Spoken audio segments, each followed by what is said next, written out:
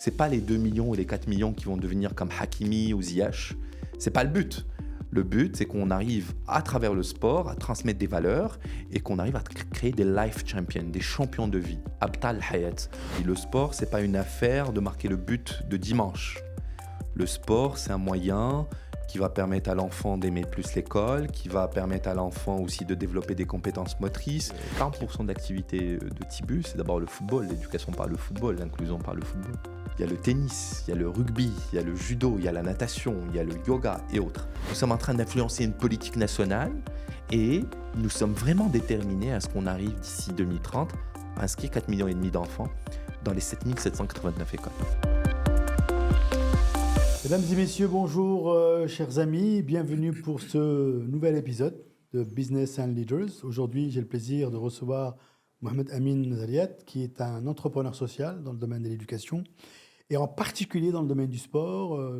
Lui qui a été un grand basketteur international, a très vite compris qu'aujourd'hui, l'intégration dans la société, le faire société ensemble, devait passer également par une inclusion à travers le sport, aussi bien pour les hommes, pour les femmes, et en particulier dès l'école primaire. Et avec lui, on va découvrir un peu son parcours, qu'est-ce qui l'a motivé, qu'est-ce qui l'a convaincu, et surtout, comment il a réussi à faire tout ce qu'il a fait en étant là, aujourd'hui là où il est, en ayant déjà impacté pas mal de régions, et en même temps, en ayant aussi impacté le politique pour qu'ils comprennent que le sport, aujourd'hui, est résolument un élément important du développement des enfants. Bonjour Amin. Bonjour et merci pour l'invitation. Merci à toi d'être là. L'interview est très compliquée, la conversation, parce qu'il y a trop de questions. En fait, il n'y a qu'une seule question. Qui est Amin ? Alors, Amin, je suis jeune Marocain, né à Casablanca, et je suis fan du sport. Donc, j'ai découvert le basketball quand j'étais au collège Randy, grâce à mon professeur d'éducation physique et sportive, qui m'a dit, Amin, quand même, tu es un peu grand de taille, tu peux démarrer une carrière de basket. C'est comme ça que je suis tombé amoureux de la balle orange. Et je me suis inscrit dans un club à Casablanca, le WAC. Je suis passé par plusieurs catégories, mini-basket, minime, cadet, junior, jusqu'au senior. J'ai joué aussi pour l'équipe nationale. Et un moment dans ma vie, il fallait choisir entre les études et le basket. Je voulais déjà faire des études à l'international, et faire sport-études surtout. Je n'avais pas les moyens pour me faire payer un programme sport-études. Et donc, j'ai dû abandonner ma passion, le basketball. Et quand j'étais à l'université, j'ai créé un tournoi qui s'appelle le tournoi international de basket universitaire. C'est comme ça que Tibu a démarré. D'accord. Vraiment. Tournoi T, International I, Basketball B, Universitaire U, avec des collègues à moi qui sont passionnés par le basketball, par la balle orange. Et j'avais 18-19 ans, on ne savait pas comment écrire des emails, des lettres, comment parler aux médias, comment aller lever des fonds. Et on l'a fait quand même. On l'a fait parce qu'il y avait la passion, il y avait cette envie de faire quelque chose. Et c'est comme ça que j'ai pris mon premier envol. Ce tournoi qui m'a donné cette confiance avec mes collègues. Et puis je me suis dit, tiens, ça serait bien de créer une ONG qui va me permettre en fait d'aller plus loin. Et donc je pensais à l'âge de 19-20 ans, je pensais à ce sujet de sustainability, de durabilité. Et heureusement qu'on est dans un pays justement qui nous permet de créer des associations, on a le droit aussi de la parole, etc., grâce à la Constitution de 2011.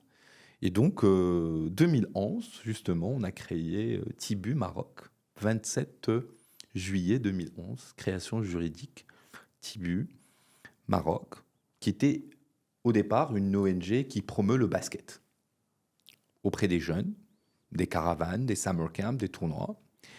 Et à un moment, quand tu connais, quand tu grandis, tu commences à faire des choses avec du sens. Et j'ai compris que finalement, oui, c'est bien le basketball, mais c'est pas ça le plus important dans un pays où il y a encore le décrochage scolaire, il y a des constats majeurs en matière de nombre de jeunes en situation de NEET, de l'inclusion des femmes, etc.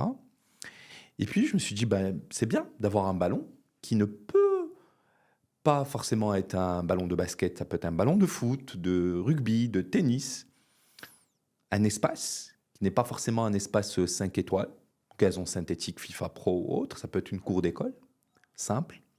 Mais surtout, il faut un homme ou une femme derrière pour libérer le potentiel des filles, des jeunes, des femmes, des migrants, des réfugiés.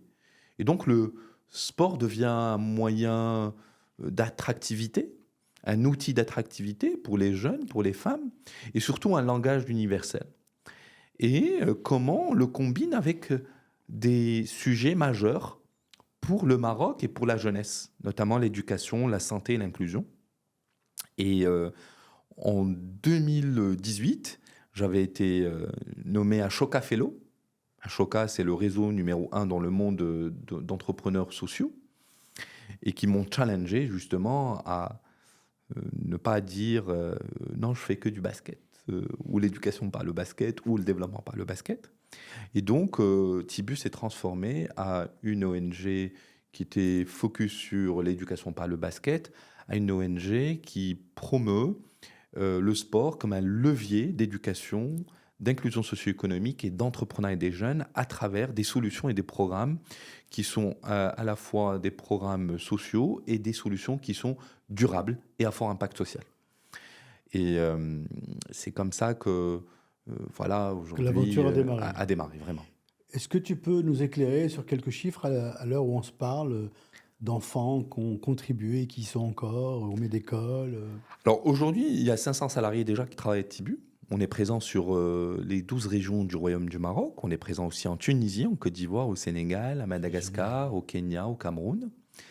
Il y a 155 000 enfants qui participent à l'éducation par le sport dans les écoles publiques primaires, à peu près 315 écoles, puis une cinquantaine d'écoles en dehors du Maroc. Il y a aussi 2500 jeunes en situation de NEET qui bénéficient chaque année de nos programmes axés sur l'inclusion socio-économique par le sport à travers nos écoles de la seconde chance, nos plateformes d'inclusion socio-économique. Et ils passent par une formation d'une année, 1200 heures de formation. Ils apprennent les langues, les outils Microsoft, le leadership, l'entrepreneuriat, l'éducation financière, la process communication modèle, les métiers du sport. En parallèle, ils passent par des stages dans des salles de sport, dans des magasins de sport, dans des clubs sportifs. Et au bout d'une année, ils ont un diplôme reconnu par l'État et on les insère dans le marché du travail. On est entre 72 jusqu'à 92% d'insertion professionnelle. À Bni Mellal, à Fqih Ben Salah, à Azela, à Khribga, bientôt à Khnefra. On est aussi à Kaza, à Mdjouna, à Souera, à Oujda, à Dakhla, à Lioun, un peu partout au Maroc. Et surtout, ça permet à ces jeunes qui étaient dans une sinistrose négative de reprendre confiance en eux et de reprendre confiance dans le système qui est autour d'eux.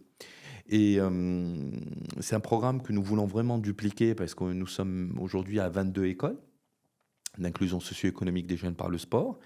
Et on sait que le Maroc qu'organise la Coupe du Monde 2030, donc on veut arriver à 40 écoles d'ici 2030. Après, on a aussi d'autres programmes axés sur l'inclusion et l'autonomisation des femmes par le sport à travers le programme Mamafit. On a à peu près 10 000 femmes qui viennent de dans nos gyms solidaires pour faire du sport à raison de 3 fois par semaine, fitness, yoga, mais aussi elles apprennent des choses liées à l'autonomisation financière, comment développer leurs revenus, comment aussi elles peuvent devenir épanouies grâce aux cours de développement personnel qu'on organise.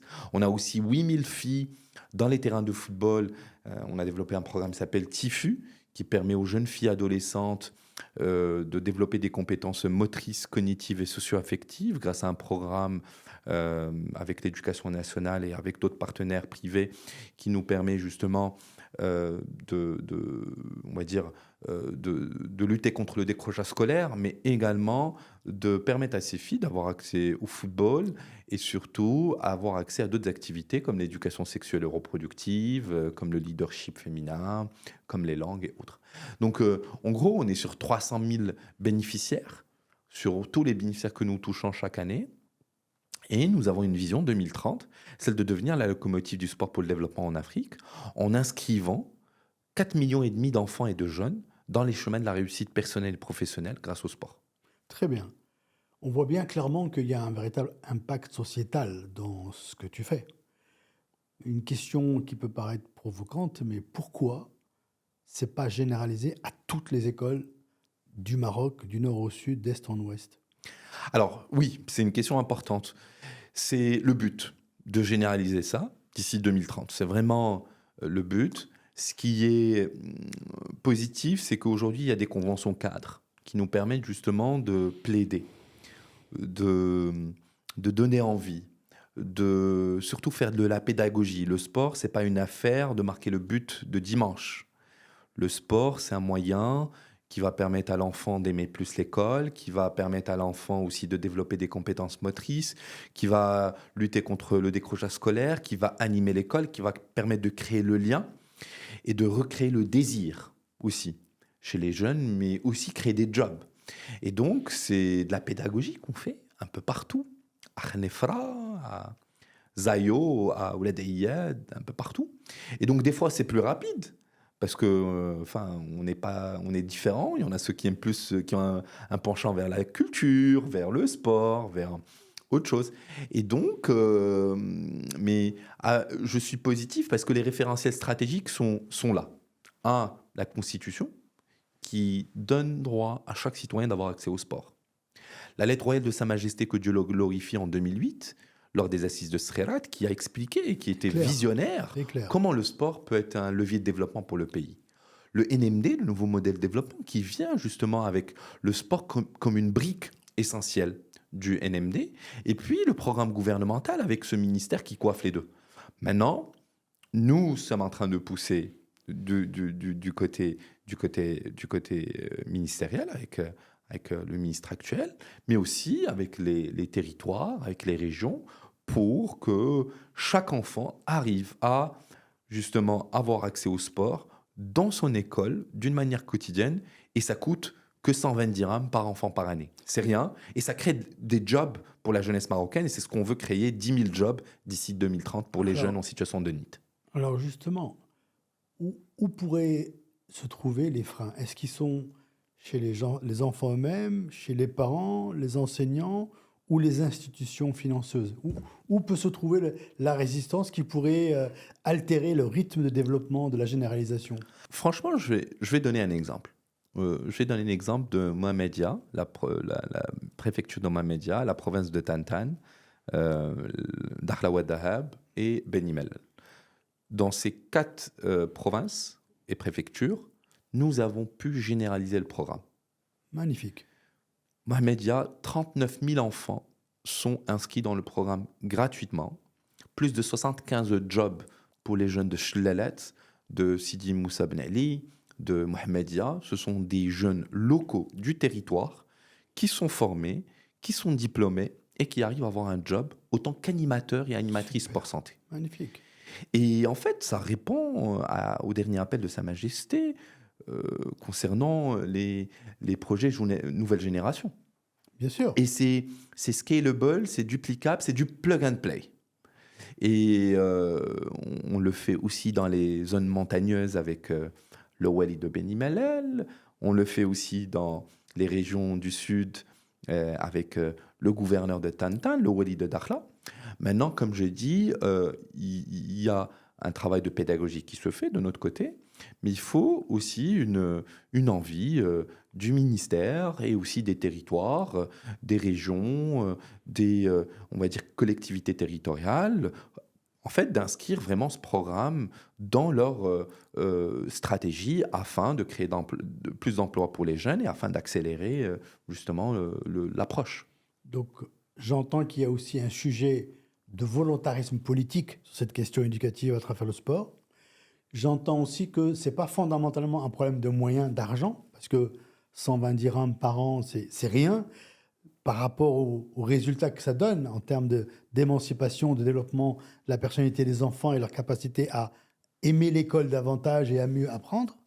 Et donc, à l'aune des futures élections qui vont arriver, quel serait ton souhait le plus important de voir inscrit dans les différents programmes pour accélérer ce développement? D'abord, on sépare peut-être le sport professionnel du sport pour le développement. Il y a le sport professionnel qui se fait très bien par des fédérations, moins bien par d'autres. Ça dépend encore des compétences, des moyens, etc. Et ça, c'est une affaire de fédération, du CNOM, etc., qui sont là pour permettre de faire vibrer les Marocains, comme ce qu'on a eu récemment au Chili, mais aussi au Qatar.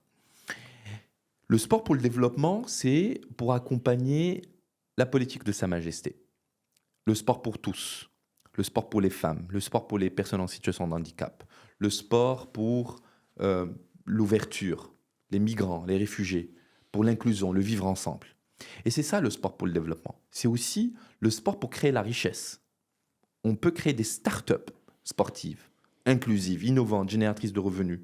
C'est ce qu'on fait à travers nos incubateurs d'innovation sociale et d'entrepreneuriat. Nous accueillons des jeunes qui n'ont pas forcément le bac, mais qui veulent créer une start-up. Je pense à Lahsen Mejdoubi, un jeune de Tanger. Il est sorti de deuxième année collège. Aujourd'hui, il a MJ Bike. C'est un champion de cyclisme. 3 fois champion d'Afrique. Aujourd'hui, il a créé 22 jobs à Tanger, à Rabat.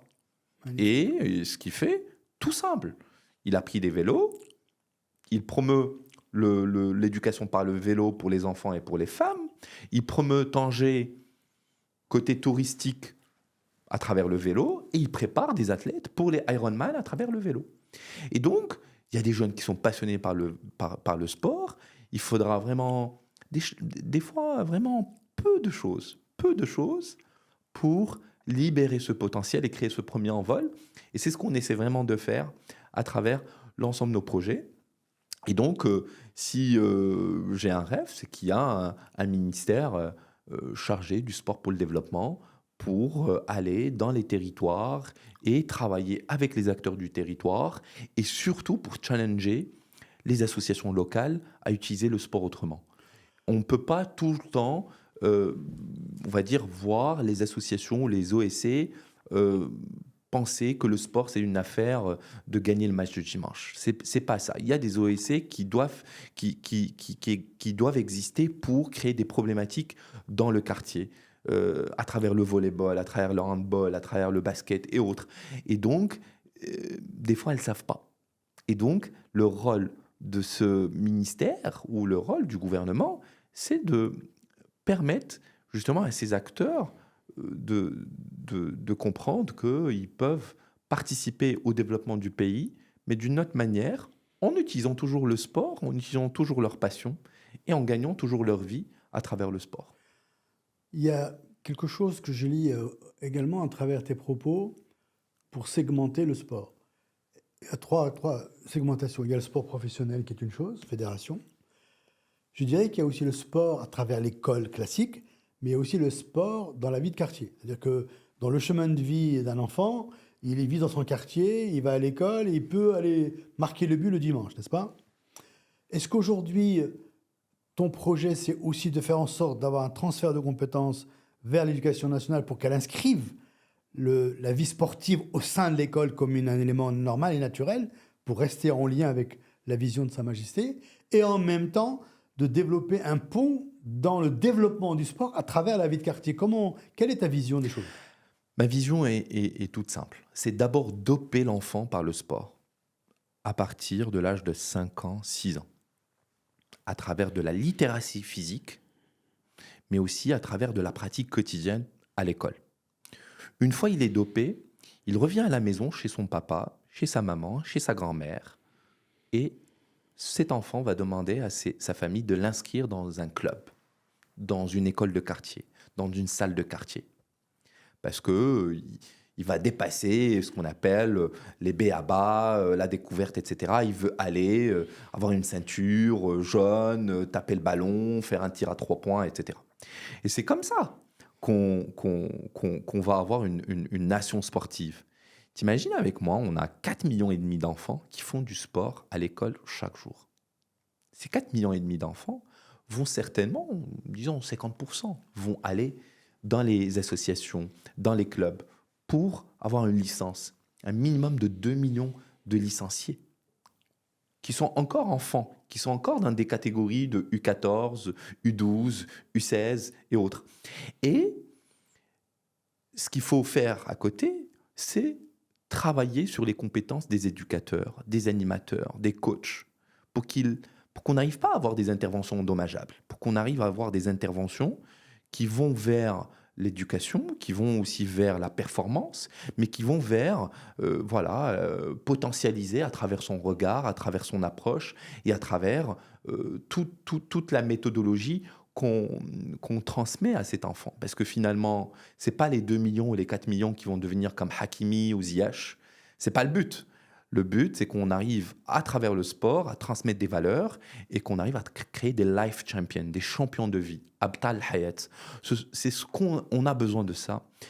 Et je suis certain que cette jeune fille qui va pas devenir aussi comme Rizan Chebek, demain, elle aura peut-être des enfants, automatiquement, ces enfants vont s'inscrire dans le sport. Parce que la maman a goûté au sport, elle a compris les bienfaits du sport et comment le sport l'a aidée en tant que femme, et automatiquement, elle va pousser ces jeunes filles ou ces jeunes enfants à faire du sport.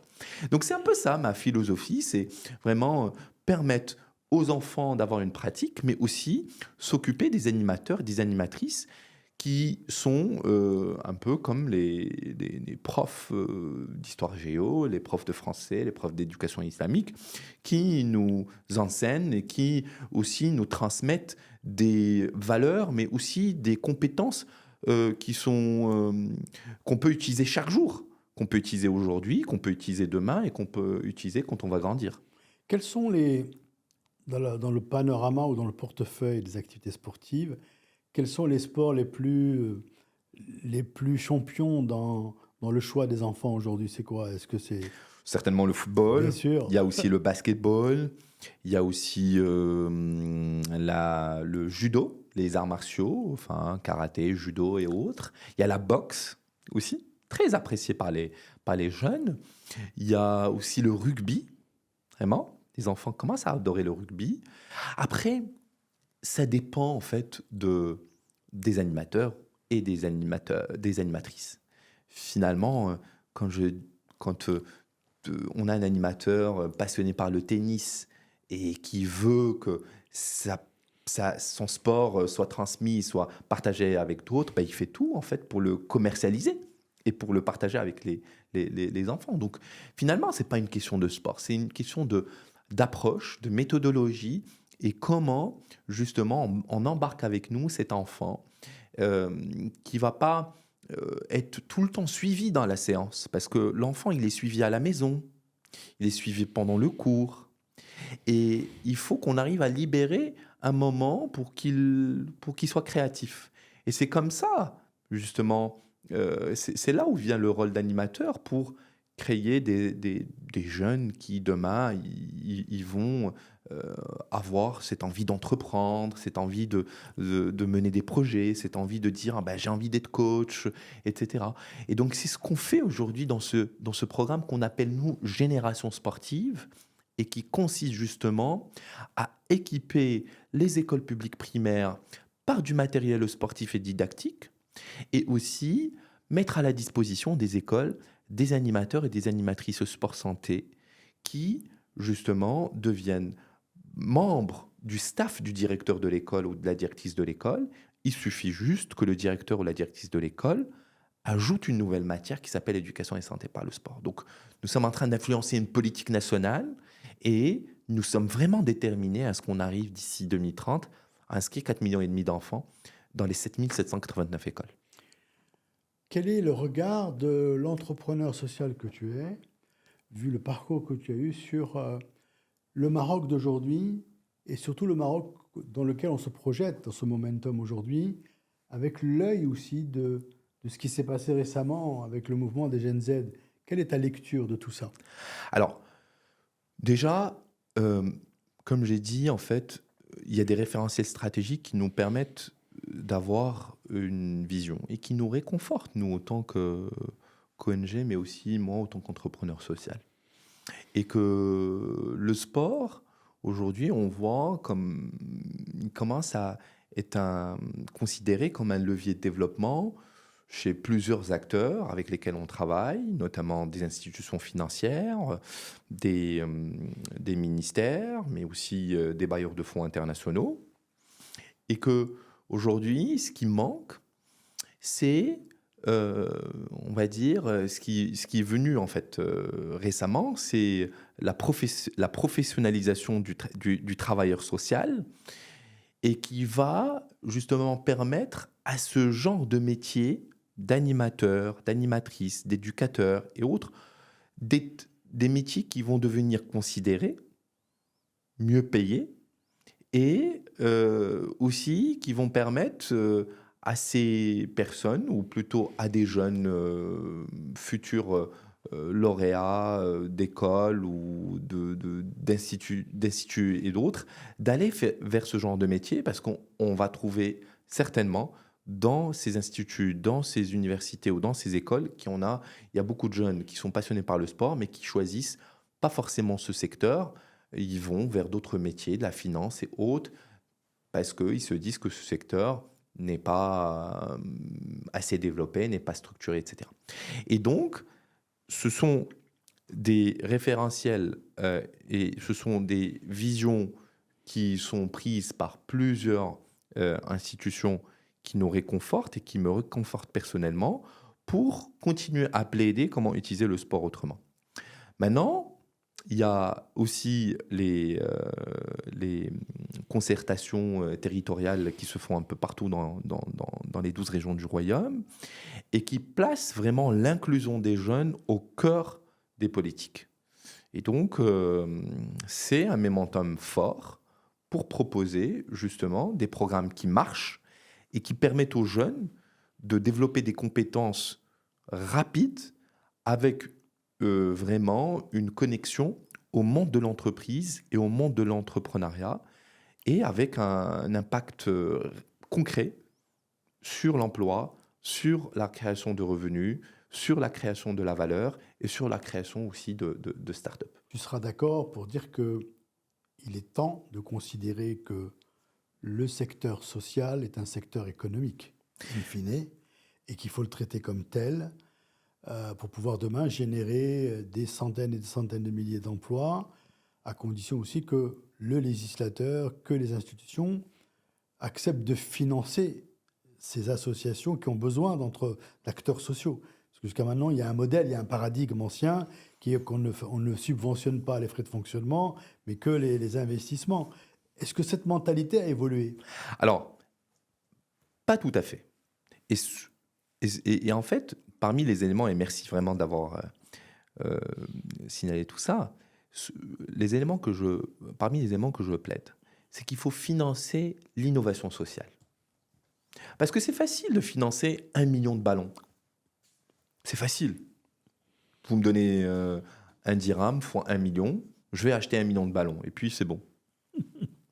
Mais après, qu'est-ce qui va rester ? Donc, c'est important de financer l'innovation sociale. Parce que ces innovateurs sociaux, ces entrepreneurs sociaux, ces ONG ont pris du temps, ont benchmarké, ont suscité des idées, etc., pour créer ce nouveau projet ou ces nouvelles idées qui convergent avec les politiques nationales. Et donc, c'est important de les financer. Et c'est important aussi de considérer, en fait, les ONG qui fonctionnent comme des entreprises sociales. Aujourd'hui, le modèle des entreprises qui sont supportées par Ashoka arrive justement à créer de l'impact au niveau mondial. Et donc, au Maroc, vraiment, c'est un pays qui, quand on veut, on peut vraiment faire des merveilles. Et on l'a prouvé sur plusieurs secteurs. Le secteur des énergies, le secteur de l'aéronautique et autres. Et donc, nous devons considérer ces entrepreneurs sociaux, ces ONG qui travaillent pour l'intérêt du pays, mais aussi pour l'intérêt de la jeunesse, et surtout, le financement seul des charges de fonctionnement n'est pas suffisant. Et au-delà du financement aussi de l'innovation sociale, c'est aussi le renforcement des capacités. J'étais à Harvard, j'ai passé un programme exécutif. Tu aurais me dire, Amine, est-ce que tu préfères $1 million ou Harvard? Je vais te dire, j'ai envie d'aller à Harvard. Pourquoi? Parce que là-bas, j'ai rencontré une trentaine d'entrepreneurs sociaux. J'ai vu comment ils réfléchissent. J'ai eu des idées. Je suis rentré dans mon pays. Je suis en train de les mettre en place pour créer un meilleur impact. Et donc, c'est ça, c'est qu'il faut aussi investir dans la formation, même si des fois elle est chère. Il faut investir dans la formation parce que ça permet justement à ces innovateurs sociaux, à ces entrepreneurs sociaux de libérer leur potentiel et de créer des choses qui n'ont jamais été créées auparavant. On a un petit moment dans ce podcast qui s'appelle À cœur ouvert. Donc tu dois choisir 3 questions au hasard et me les donner et je vais te les poser. Une par une? Tu me donnes les 3 en même temps. Très bien. Allez. 1, 2 et 3. Super. Quelle trace aimerais-tu laisser au-delà de ton métier? C'est que d'ici 2030, qu'on arrive à inscrire 4,5 millions d'enfants dans l'éducation par le sport. Ok. Qu'est-ce que tu n'as jamais dit en public mais que tu portes depuis longtemps en silence? Qu'est-ce que j'ai jamais dit en public? Bon, que des fois, il y a on va dire, des personnes décideurs dans la politique, etc., qui, des fois, ne considèrent pas ce qu'on fait et que, voilà, des fois, on est déçu. Et bon, je le garde pour moi, mais ça fait partie aussi de l'exercice. Quel a été ton plus grand doute et qu'as-tu choisi d'en faire? Mon plus grand doute, c'était de dire, voilà, je vais choisir de laisser le basketball parce que j'étais vraiment passionné par le basket, j'adorais, je voulais vraiment faire sport-études à l'étranger. Donc, j'ai dû abandonner cette passion pour continuer mes études. Il y avait ce moment de doute, mais je dis, alhamdoulilah, j'ai pris ce choix parce que là, j'arrive à impacter des milliers de vies au Maroc et au-delà du pays. Donc moi, comme c'est moi qui décide, j'ai le droit à une autre carte. Bien sûr. Quel moment de ta vie a tout changé sans que tu ne le saches sur le moment? C'est quand j'ai été sélectionné par Ashoka et quand ils m'ont nommé Ashoka Fellow. Tu sais, avant, je disais jamais je ferai autre sport. Jamais. Parce que j'étais focus sur le basketball. Et puis, bon, aujourd'hui, 40% de l'activité de Tibu, c'est d'abord le football, l'éducation par le football, l'inclusion par le football. Il y a le tennis, il y a le rugby, il y a le judo, il y a la natation, il y a le yoga et autres. Et donc, le moment où j'étais dans ce réseau, ça m'a complètement changé.